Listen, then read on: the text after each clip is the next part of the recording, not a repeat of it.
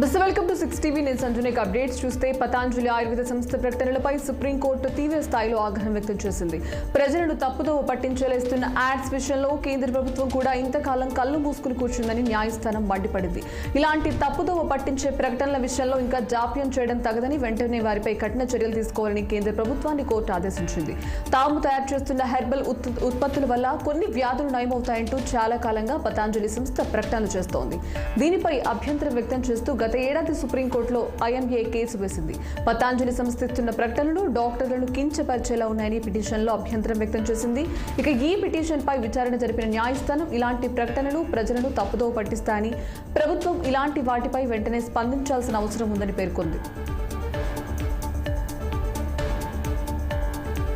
చిన్న పిల్లలకు 6 ఏళ్లు నిండితేనే 1వ తరగతిలో అడ్మిషన్ ఇచ్చేలా నిబంధనలు రూపొందించాలని కేంద్ర ప్రభుత్వం ఆదేశాలు జారీ చేసింది. ఈ మేరకు ఇటీవల రాష్ట్రాలు, కేంద్ర పాలిత ప్రాంతాలకు మోదీ సర్కార్ లేఖలు రాసినట్టు తెలిపింది. ఇక 2024-25 విద్యా సంవత్సరం నుంచి ఇది అమలు చేయాలని ఆదేశాలు జారీ చేసింది. అయితే దీనిపై తెలంగాణ ప్రభుత్వం ఇంకా నిర్ణయం తీసుకోనున్నట్లు తెలుస్తోంది. ఈ విషయాన్ని సీఎం రేవంత్ రెడ్డికి దృష్టికి తీసుకెళ్లి ఆ తర్వాత నిర్ణయం తీసుకుంటామని విద్యాశాఖ అధికారులు చెప్తున్నారు.